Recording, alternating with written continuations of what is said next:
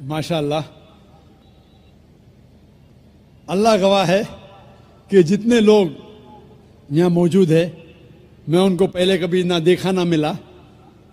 हो सकता है कि ये लोग ने मुझे टीवी पे देखे या मेरे कैसेट देखे, लेकिन कोई शख्स अगर इस्लाम कबूल करना चाहता है तो मैं उसे रोक नहीं सकता हूँ, ना ये देश रोक सकता है।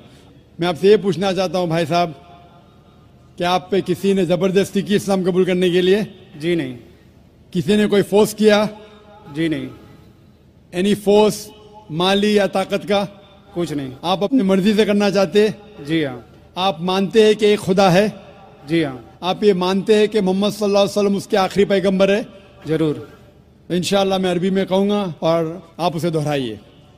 अशहदु अशहदु अल्लाह अल्लाह इलाहा इलाहा इल्लल्लाह इल्लल्लाह व अशहदु अन्ना मोहम्मदन अब्दुहु व रसूलुहु व रसूलुहु। मैं गवाही देता हूँ कि अल्लाह के अलावा कोई माबूद नहीं और मोहम्मद सल्लल्लाहु अलैहि वसल्लम उसके बंदे और पैगंबर है। माशाअल्लाह, आप मुसलमान हो चुके। अल्लाह आपको जज़ाए खैर दे, अल्लाह आपकी मेहनत को कबूल फरमाए। और ये जो नौ मुस्लिम हैं, मैं उनसे इल्तिजा करता हूँ कि आप इस नाचीज़ के लिए भी दुआ कीजिए। आप जब इस्लाम में दाखिल होते हैं तो अल्लाह सुब्हानहू व तआला आपके सारे गुनाहों को माफ़ कर देता है। इसीलिए मैं आपसे फरमाता हूँ कि आप मेरे लिए भी दुआ करना इंशाअल्लाह। जी शुक्रिया। माइक नंबर 3 के अंदर खातून में कोई नॉन मुस्लिम हो तो सवाल कीजिए। यस, अस्सलाम वालेकुम। मैं इकरा इंग्लिश स्कूल धापोड़ी पुणे से हूँ। वो एक इस्लामिक स्कूल है। मैं वहाँ 7 साल से पढ़ा रही हूँ एज अ टीचर। एंड सब मुसलमान बच्चे प्लस उसमें क्रिश्चियनिटी है, हिंदू है, सब टाइप के बच्चे वहाँ पढ़ रहे हैं। उसमें एक खास बात मुसलमान लोगों को मैं कहना चाहती हूँ कि उन लोग में इतनी तो इंसानियत है कि उन्होंने कभी भेदभाव नहीं किए। आज वो स्लम एरिया है, लेकिन वो स्लम एरिया होते हुए भी कुछ मेंबर्स सब मुसलमान हैं, लेकिन वो लोग जितना आदर भाव से सम्मान दोनों लोगों को दे रहे हैं, उसके लिए मैं वो तारीफ करना चाहती हूँ। वो बात ठीक है, लेकिन सर आपके लिए मेरा एक सवाल ये है कि आपके इतने फॉलोवर्स हैं, आज वो दिख कर आ रहा है जो फॉलोवर्स है, तो आप प्लीज़ आपसे रिक्वेस्ट है कि पीस टीवी चैनल से आपके बातें हमारे तक पहुंच रही है, तो आप प्लीज़ हमारे लिए सही न्यूज़ चैनल का बंदोबस्त करिए। वो भी please sir, 1 minute, I want 1 minute मोर। बहुत दिन से लाइन लगाकर बहुत सवाल थे, लेकिन I am doing very short. और एक बात है कि आज जो अफवाह है, एक मुसलमान बम विस्फोट में पकड़ा गया। आज मैं मुसलमान लोगों में खड़े होकर उनकी तारीफ नहीं करना चाह रही। फैक्ट एंड फ्रैंक स्पीकिंग कि मेरा ये कहना है, 2 दिन के बाद न्यूज़ में ये माना जाता है कि कोई और था। ठीक है, आप लोगों से, आपसे ये चाहती हूँ कि आप हमारे तक सही न्यूज़ पहुँचाने की कोशिश करिए कि आपके चाहने वाले काफ़ी हैं। मैं पूना में भी आपका प्रोग्राम देख चुकी हूँ, आपके बहुत फॉलोवर्स हैं। मैं 7 इयर्स से इकरा इंग्लिश स्कूल में पढ़ा रही हूँ। बहुत सारी मिसअंडरस्टैंडिंग थी, लेकिन अल्हम्दुलिल्लाह सब दूर हो गई। आज मैं सब दुआ जानती हूँ। I am from a Brahmin family, but I don't want to take a time, so I thank Iqra English school Dhapudi Pune, जो वो गरीब लोग आज इतना काम कर रहे हैं, वो मुझे उनको थैंक्स कहना चाहती हूँ बस। Okay, thank you very much. बहन ने अच्छा सवाल पूछा है। सवाल के पहले ये कहा कि वो एक इस्लामिक इकरा स्कूल में पढ़ाती है, टीचर है दापोली पूना में, और वहाँ के मुसलमान बच्चे, हिंदू बच्चे, क्रिश्चियन बच्चे हैं, लेकिन मुसलमान बच्चे आपस में भेदभाव नहीं करते, जात पात में नहीं मानते। बिल्कुल अच्छी बात है, अल्हम्दुलिल्लाह। बहन का सवाल है कि मेरे मानने वाले बहुत है, ये मैं नहीं जानता हूँ, अल्लाह सुब्हाना व तआला का करम है। जैसा मैंने कहा कि मैं नाचीज़ हूँ, मैं कोशिश करता हूँ कि इस्लाम का पैगाम फैलाऊं, और इस्लाम के पैगाम के वजह से माशाअल्लाह कई लोग माशाअल्लाह इस पैगाम को सुनते हैं। लेकिन जब भी जिसके भी फॉलोअर्स बढ़ते हैं उसके दुश्मन भी बढ़ते हैं साथ साथ। और हम जानते हैं कि दुनिया में सबसे ज्यादा माना हुआ शख्स, सबसे बेहतरीन इंसान इस दुनिया में मोहम्मद सल्लल्लाहु अलैहि वसल्लम, इसमें कोई शक नहीं, मोहम्मद सल्लल्लाहु अलैहि वसल्लम। लेकिन सबसे ज्यादा किताबें अगर कोई शख्स के खिलाफ लिखी गई है वो मोहम्मद सल्लल्लाहु अलैहि वसल्लम के खिलाफ। बहन का सवाल है कि वो पीस टीवी देखती है, पीस टीवी से खुश है, पीस टीवी से इस्लाम का पैगाम फैल रहा है। वो चाहती है कि एक ऐसा चैनल शुरू करूं मैं जो सही न्यूज इंसानों तक पहुंचाए। आप गोया के मेरे दिल में झांक के मेरे दिल की बात कह रही है। सर एक क्वेश्चन लास्ट ये- सर एक मिनट, जस्ट अ मिनट। आज सारी दुनिया की अर्थव्यवस्था बर्बाद हो रही है। साम्यवादी रूस की अर्थव्यवस्था लगभग समाप्त हो गई है। पूंजीवादी अर्थव्यवस्था खत्म होने के कगार पर है। क्या यह सही समय नहीं है कि मुस्लिम अर्थव्यवस्था को लागू कर दिया जाए? Thank you sir. माशाअल्लाह, बहन का काफी मुताल्ला है इस्लाम के बारे में, और वो कह रही है कि इस्लाम सारे जहां में लागू होना चाहिए। वही मैं कहता हूं, this Quran is the constitution. हर मुल्क का कॉन्स्टिट्यूशन होता है, ये इंसानियत का कॉन्स्टिट्यूशन है कुरान। इसीलिए इस कॉन्फ्रेंस का टाइटल है peace the solution for humanity. इस्लाम इंसानियत के लिए हल। जितना इस्लाम फैलेगा उतनी ही इंसानियत की मुश्किलात दूर होगी। और ये कुरान इज द कॉन्स्टिट्यूशन। अगर ये कॉन्स्टिट्यूशन सारी दुनिया में लागू हो जाएगा, इंशाअल्लाह इस दुनिया के इंसानियत की सारी मुश्किलात दूर हो जाएंगी। आपने जैसे फरमाया कि एक न्यूज चैनल होना चाहिए, यह मेरी ख्वाहिश है। कई साल पहले एक ख्वाहिश थी कि एक इस्लामिक चैनल शुरू करूं, और जानता हूं कि इस्लामिक चैनल शुरू करना ये कोई खाने की बात नहीं, इट्स एन हरक्यूलियन टास्क। शुरू करने के बाद इस्लाम के मुताबिक, कुरान और हदीस के मुताबिक चलाना तो और मुश्किल काम है। ये अल्लाह ताला, और मैं हमेशा समझता हूं कि अगर जो भी चीज आप करना चाहते हैं, आपको जो भी अल्लाह ताला ने दिया है वसाइल, उससे शुरू करो। आपके पास 100 रुपया, शुरू करो, रुको मत। जब वसाइल आएंगे तो शुरू करूंगा। हमने शुरू किया हमारे इदारे के जरिए, अल्लाह ताला ने हमारी मेहनत को कबूल फरमाया। अभी एक पीस टीवी माशाअल्लाह है, जो तकरीबन 3 साल पहले शुरू हुआ, 2 साल 10 महीने, और अल्लाह की मदद है, अल्हम्दुलिल्लाह सुम्मा अल्हम्दुलिल्लाह। ये पीस टीवी अभी सारी दुनिया में मौजूद है। 3 महीने पहले सिर्फ साउथ अमेरिका में मौजूद नहीं था। अल्लाह की मदद से 3 महीने से साउथ अमेरिका में भी मौजूद है, क्योंकि साउथ अमेरिका में अंग्रेजी बहुत कम लोग बात करते हैं। क्यों हम कोशिश करें, लेकिन अल्लाह ताला ने वो भी कर दिखाया अल्हम्दुलिल्लाह। और हमारा इरादा है कि एक पीस नेटवर्क हो, और उस पीस नेटवर्क में एक चैनल पीस न्यूज भी हो। मैं चाहता हूं कि आप दुआ करें, एक ऐसा चैनल हो जो सही न्यूज दे। अक्सर channel, news channel, they are governed by politicians. जो न्यूज चैनल की आमदनी है, they behave like groups supporting political parties और डिफरेंट व्यू पॉइंट्स। कोई भी चैनल लो आप, उनकी जो आमदनी है वो एडवर्टीजमेंट नहीं है, दे आर प्रेशर ग्रुप्स।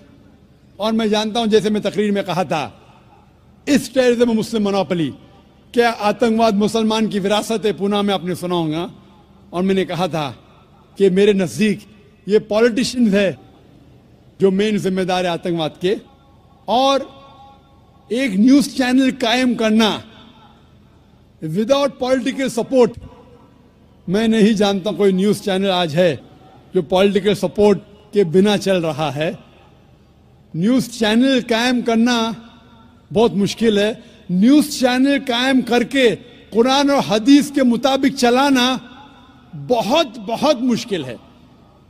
मैं चाहता हूं कि आप सब दुआ करें कि अल्लाह सुब्हाना व तआला हमसे ये भी काम करवाए कि इंशाअल्लाह मुस्तकबिल में एक ऐसा चैनल हो जो सिर्फ मुसलमानों के लिए नहीं, गैर मुसलमानों के लिए भी एक साफ सुथरा न्यूज चैनल हो जो हक की बात फरमाए।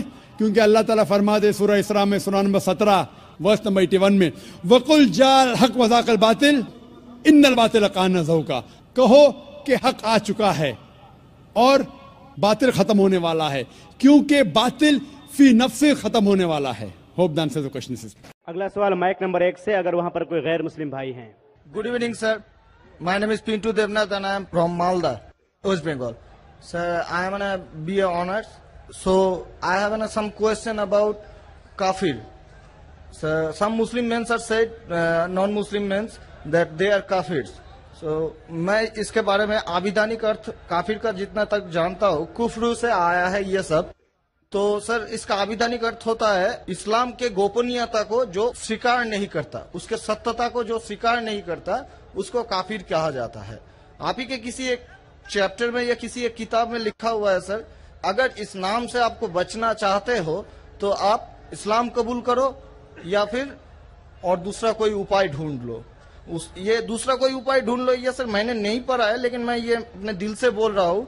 लेकिन सर, काफिर का सब ये जो बोल रहा है, जो इस्लाम के गोपनीयता, सत्यता का जो गोपनीयता है, हम जो वो तो हम कभी अस्वीकार नहीं कर सकते, क्योंकि हमारे बहुत सारे मुस्लिम फ्रेंड्स है, हम उसके साथ बहुत अच्छे तरह से रहते हैं, बहुत अच्छे तरह से बिहेव करते हैं, फिर भी हमको as a non Muslim why I should call an काफिर? This is my simple question sir. भाई साहब का सवाल है कि काफिर किसे कहते हैं। खुद ही काफिर का उसने मानी भी दिया, क्योंकि उनने मेरी कसट सुन चुकी है और मेरी किताब भी पढ़ चुकी है शायद।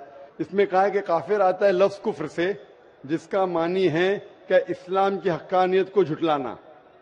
कुफ्र मतलब ना मानना। इन शॉर्ट, काफिर मतलब जो इस्लाम की हक्कानियत को नहीं मानता है, जो नॉन मुस्लिम है। तो अब नॉन मुस्लिम है क्या है? नॉन मुस्लिम है ना, तो अब नॉन मुस्लिम तो काफिर ही कहेंगे ना। और जो आपने आखिरी पार्ट जो बराबर से नहीं सुना, मैंने ये कहा, आप चाहते हैं कि कोई आपको काफिर नहीं बोले, आपको क्या गाली लग रही है? काफिर गाली नहीं ना। काफिर मतलब जो इस्लाम को नहीं मानता। इंग्लिश में बोलेंगे नॉन मुस्लिम। अगर आपको गाली लगती है कि काफिर गाली है, एक चीज अगर आपको लगता है गाली है और कोई आपको काफिर नहीं कहते, इस्लाम कबूल करो, कोई काफिर नहीं कहेगा। ये किताब में लिखा था, और कुछ नहीं। हम तो कभी सर इस्लाम के गोपनीयता को या सत्यता को कभी अस्वीकार नहीं किया है ना, हम तो कभी भी नहीं बोले ऐसा, तो हमको क्यों काफिर बोला जाए? आप मानते खुदा एक है? हाँ जी। आप मानते कि बुत परस्ती गलत है? सर, बुत परस्ती मतलब ये समझ नहीं है। मूर्ति पूजा गलत है क्या सही है? मूर्ति पूजा सर, हम हिंदू है, अब माँ दुर्गा का जब पूजा होता है, माँ शेरावाली का जब तो पूजा, वो तो आपको मानते लगता है कि आप स्वीकार कर रहे हैं, लेकिन स्वीकार नहीं कर रहे, क्योंकि वेद में भी लिखा है कि खुदा का कोई अक्स नहीं है। मूर्ति पूजा भी गलत है हिंदू मजहबी किताब में। तो आप अगर मूर्ति पूजा करते हैं तो इस्लाम की हकीकत को झुठला रहे। आपको लग रहा है कि मैं इस्लाम के खिलाफ नहीं हूँ, लेकिन अगर आप मूर्ति पूजा कर रहे, कुरान में लिखा है मूर्ति पूजा गलत, वेद में लिखा है गलत, तो आप अगर करते हैं तो जो भी आपको काफिर बोलता है सही बोल रहा, मतलब आप गैर मुस्लिम है। उसमें बुरा लगने की बात क्या है? आप समझ रहे ना? नहीं सर, आप बोल रहे कि मैं इस्लाम की हक्कानियत को नहीं झुटला रहा हूँ। झुटला रहे तो है, आपने बोले मूर्ति पूजा करते, मतलब झुटला दिए। अगर सर मैं इस जगह में कहता हूँ कि मैं मूर्ति पूजा को नहीं मानता, तब मैं काफिर नहीं हूँ। अगर आप बोलेंगे मैं एक खुदा में मानता हूँ, नहीं सर, मूर्ति पूजा में नहीं मानता हूँ। एकेश्वरवाद में हम मानते हैं एकेश्वरवाद को, लेकिन सर मूर्ति पूजा का जो बात है, अब शेरावाली की पूजा हो रही है या माता दुर्गा की पूजा हो रही है, वो तो सर झुटला नहीं सकते ना। हाँ, तो ये झुटलाएंगे तो ही आप वेद के करीब जाएंगे, फिर ही आप कुरान के करीब आएंगे। अगर नहीं झुटलाएंगे मतलब आप करीब नहीं है। उसका मतलब अरबी में कहेंगे काफिर, इंग्लिश में कहेंगे नॉन मुस्लिम, हिंदी में कहेंगे गैर मुस्लिम, अरबी, हिंदी, इंग्लिश। इंग्लिश में नॉन मुस्लिम। अच्छा sir, one more question for me sir, मैं एक नॉन मुस्लिम होकर क्या सर मक्का हज करने जा सकता हूँ? भाई साहब का सवाल है कि वो नॉन मुस्लिम होके मक्का हज करने जा सकते। मेरा पहला क्वेश्चन, आप क्यों हज करना चाहते? जब मानते ही मूर्ति पूजा गलत। अभी सर मान लिए आपके पास, आप जब बोल रहे हैं तो सही होगा, मान लिए हम। मान लिया, अच्छा तो मैं पहला जवाब देता हूं फिर आपके पास आता हूं। मान लिए तो अच्छी बात है। क्यों गैर मुसलमानों को मक्का मदीना जाने की इजाजत नहीं है? क्योंकि हर शहर के कुछ शराइत होते हैं। जैसा कल मैंने कहा था, हिंदुस्तान में कुछ एरिया है जिसे कहते हैं कैंटोनमेंट एरिया। कैंटोनमेंट एरिया मतलब सिर्फ मिलिट्री के लोग जा सकते हैं, civilians not allowed. Civilian not allowed. आप सुन चुके मेरा जवाब, सिविलियन नॉट अलाउड। मैं कहूंगा मैं हिंदुस्तानी नागरिक हूं, हिंदुस्तानी नागरिक है सही है, कैंटोनमेंट एरिया में अलाउड नहीं है। वो लोग जो अपनी जिंदगी देश को बचाने के लिए लगाए हैं उनको अलाउड है। उसी तरीके से मक्का मदीना हमारा इस्लाम का कैंटोनमेंट एरिया है। वो लोग जो अपनी जिंदगी देने को तैयार है इस्लाम के लिए, वो लोग का अलाउड है, बाकी लोग का अलाउड नहीं है। पहला जवाब। दूसरा जवाब, हर मुल्क में जाने के लिए वीजा की जरूरत है। Visa, visa. मिसाल सिंगापुर में गया था पहली बार 1986 में, इमिग्रेशन फॉर्म में लिखा था डेथ टू ड्रग ट्रैफिकर। अगर ड्रग आपके पास मिला, कत्ल। मैं नहीं बोल सकता अरे डेथ पेनल्टी खराब है। सिंगापुर में आने का है, रूल को फॉलो करो, वरना सिंगापुर में मत आओ। आप समझे ना? इसी तरीके से हर कंट्री में जाने के शराइत है। अमेरिका जाने के लिए सबसे ज्यादा शराइत है। तुम ये करते, are you a terrorist? Sir जहाँ पर आपको भी रोका, are you a terrorist question है। किसने हाँ लिखा मैं अभी तक जानता नहीं हूं। किसने हाँ लिखा अभी तक मैं जानता नहीं हूं। Do you belong to terrorist organisation? अभी तक के मैं नहीं जानता हूं किसने हाँ लिखा। ये क्यों लिखते पता नहीं मुझे। इसी तरीके से मक्का मदीना जाने के लिए एक अहम शर्त है, सबसे अहम शर्त जो जरूरी है वो ये है कि वो शख्स जो मक्का या मदीना जाना चाहता है वो अपने जबान से कहे ला इलाहा इल्लल्लाह मोहम्मद रसूलुल्लाह, ना कोई माबूद है सिर्फ अल्लाह के और मोहम्मद सल्लल्लाहु अलैहि वसल्लम के पैगंबर है। इसमें अगर आपको यकीन है तो आप जा सकते हैं। नहीं सर, इसमें बहुत एकदम यकीन है, क्योंकि हम जब 4 साल पहले ट्रेनिंग में थे तब हमारा एक दोस्त, मैंने दोस्त का दादा हुआ करता था, बड़े भैया से, उसने हमको सिखाया कभी किसी मस्जिद के सामने से जाओ, अगर तुमको कुछ ना आए सिर्फ यही बात बोलो ला इलाहा इल्लल्लाह मोहम्मद रसूलुल्लाह। ये बोलने के अलावा यकीन करते हैं खुदा के? हाँ जी। आपको यकीन है कि बुत परस्ती गलत है? आज से तो यकीन हो गया, ठीक है? अब आज से यकीन हो गया, कल क्या किया वो माफ हो जाता है। आप मुसलमान बन के कल क्या किया माफ हो जाता है। तीसरी चीज, क्या आप मानते मोहम्मद सल्लल्लाहु अलैहि वसल्लम आखिरी पैगंबर है? जी। तो आप मुस्लिम बनना चाहते हैं? अभी ये तो पिताजी और माताजी के ऊपर डिपेंड करेंगे। आप बनना चाहते, पिताजी माताजी ने, आप बनना चाहते? हम अकेले बन के सर, वो लोग भी तो हमारे इंशाल्लाह आएंगे। वो आएंगे क्या नहीं अल्लाह ताला उनको पूछेगा। पहले आप कबूल करेंगे फिर उनको लेके आएंगे ना। हम तो तहे दिल से आपका बोल रहे हैं कि हम कबूल करना चाहते हैं। मानते खुदाई के? हाँ मानते बुत परस्ती गलत है? गलत है। आप मानते मोहम्मद सल्लल्लाहु अलैहि वसल्लम पैगंबर है? आपको कोई भी जबरदस्ती करा ये कहने के लिए? नहीं। कोई दबाव नहीं? कोई भी आपको रिश्वत दे रहा है? नहीं। आप अपने दिल से करना चाहते हैं? तहे दिल से। उसके बाद जिसको भी आप कहने के आप कह सकते हैं। तो मैं अरबी में कहूँगा, हम दोहराएंगे? Why not. अशहदु अशहदु अल्लाह अल्लाह इलाहा इलाहा इल्लल्लाह इल्लल्लाह व अशहदु अन्ना मोहम्मदन अब्दुहु व रसूलुहु। मैं शहादत देता हूँ कि अल्लाह के अलावा कोई माबूद नहीं और मोहम्मद सल्लल्लाहु अलैहि वसल्लम उसके पैगंबर और बंदे हैं। माशाल्लाह मुसलमान हो चुके। अभी मैं दुआ किया इंशाल्लाह अल्लाह ताला को और हिदायत दे, आपको सबसे बेहतरीन जिंदगी दे इस दुनिया में और आखिरत में भी। और मेरी आपसे इल्तिजा है कि ये पैगाम आप अपने वालिदैन के पास भी लेके जाइए, क्योंकि आपका फर्ज है कि आप उनको हक्कानियत बताएं सर। और इंशाल्लाह आपको अगर जाने का है मक्का, अभी आपको पासपोर्ट में चेंज करने पड़ेगा और इंशाल्लाह मक्का आप जा सकते हैं। इंशाल्लाह आपको मुश्किल है तो मुझे कहिए, मैं इंशाल्लाह आपको मक्का लेके जाऊंगा इंशाल्लाह। Sir one more question sir, please sir. Sir मैं सर एक मेरा सर लाइफ अचीवमेंट चाहिए सर, प्लीज सर एक ऑटोग्राफ देंगे आप? इंशाल्लाह अगर कोई पेपर आपके पास है पहने तो इंशाल्लाह मैं आपको दे देता हूँ इंशाल्लाह।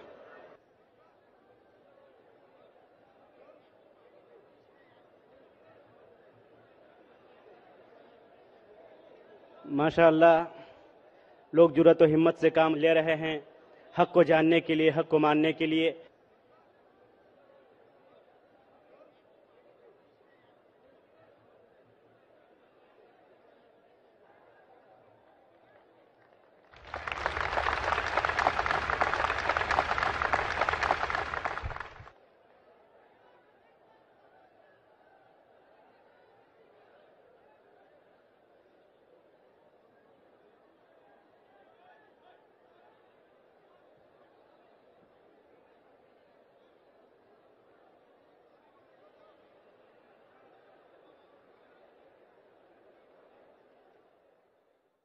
अगला सवाल माइक नंबर 3 से। अगर कोई है माइक नंबर 2 पर, वहां पर अगर कोई गैर मुस्लिम भाई हैं तो अपना सवाल कर सकते हैं। माइक नंबर 2 से।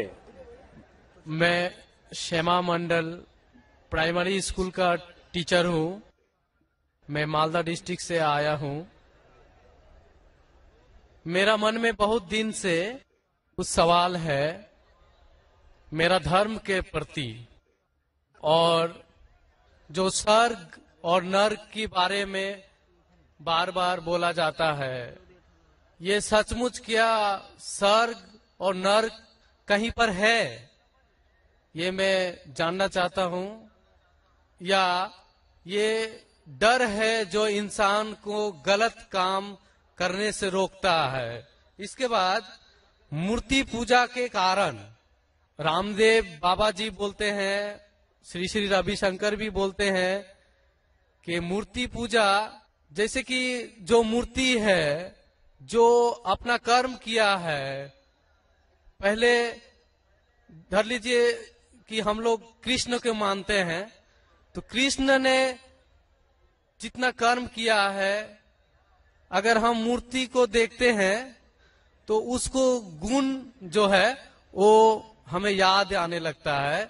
तो ये पॉजिटिव बोलते हैं कि मूर्ति को देखने से उसके अंदर में जो अच्छाई गुण था वो हम में जाग जाता है और हम वैसा ही बनना चाहते हैं, अच्छा बनना चाहते हैं। भाई साहब ने 2 सवाल पूछा है। पहले सवाल ये है कि क्या स्वर्ग और नरक असली में है या सिर्फ डर पैदा करने के लिए इंसानों के लिए है? स्वर्ग और नरक असली है, जन्नत और जहन्नम असली है, और असली चीज भी डर पैदा करती है। जरूरी नहीं कि वो बनावटी होना चाहिए, असली है। और इसमें जो लोग गलत करेंगे वो नरक में जाएंगे, जो अच्छा काम करेंगे स्वर्ग में जाएंगे। जहां तक कि दूसरा सवाल है कि रामदेव बाबा और श्री श्री रविशंकर कहते हैं कि श्री कृष्ण को जब उसकी तस्वीर को देखते हैं, मूर्ति को देखते हैं, जो अच्छे काम किए वो याद आते हैं और आप उनके जैसा बन जाते हैं। ये कह रहे श्री श्री रविशंकर और रामदेव बाबा। आप श्री श्री रविशंकर में मानेंगे या वेद में मानेंगे? वेद कहती है, यजुर्वेद चैप्टर नंबर 32 वर्ष नंबर 3, न तस्य प्रतिमा अस्ति, उस ईश्वर की प्रतिमा नहीं। लिखा है श्वेताश्वतर उपनिषद में चैप्टर नंबर 4 श्लोक नंबर 19, न तस्य प्रतिमा अस्ति, उस ईश्वर की कोई प्रतिमा नहीं, कोई अक्ष नहीं, कोई फोटोग्राफ नहीं, कोई पेंटिंग नहीं, कोई पिक्चर नहीं, कोई आइडल नहीं, कोई स्टैच्यू नहीं। तो आप श्री श्री रविशंकर की बात मानेंगे या वेद की बात मानेंगे? अगर आप श्री श्री रविशंकर की बात मानते हैं और वेद की बात को छोड़ देते हैं तो आप श्री रविशंकर के चेले बनते हैं, लेकिन वेद के नहीं। मैं भी अगर कुछ कुरान के खिलाफ बात करूं तो मुझे छोड़ दीजिए। मैं हमेशा कुरान का हवाला देता हूं। कुरान अल्लाह की किताब है, तो कुरान का हवाला देके कुरान की बात करता हूं तो मानो। अगर कुरान को मैं छोड़ दूंगा तो मेरी बात भी मत मानो। जो कुरान और सही हदीस के खिलाफ बात करता है, कितना भी बड़ा आलिम हो, उसकी बात मत मानो। उसी तरीके से मैं जो बात कर रहा हूं वेद की बात कर रहा हूं। तो अगर वेद की बात टकराती है श्री श्री रविशंकर से, रामदेव बाबा से, और मेरा डिबेट हो चुका है श्री श्री रविशंकर के साथ, मेरा डिबेट श्री श्री रविशंकर के साथ हो चुका है बैंगलोर के अंदर। और वो डिबेट देखिए आप, वो डिबेट का मौजू था concept of God in Hinduism and Islam in the light of the scriptures. Means धर्म की जितनी किताबें हैं उनकी रोशनी में खुदा का क्या तस्वुर है इस्लाम और हिंदुइज्म में। और मैंने इतने हवाले दिया वेद के, हिंदू धर्म क्या कहता है। आप वो डिबेट देखिए और आप ही फैसला कीजिए कौन हक के ऊपर है।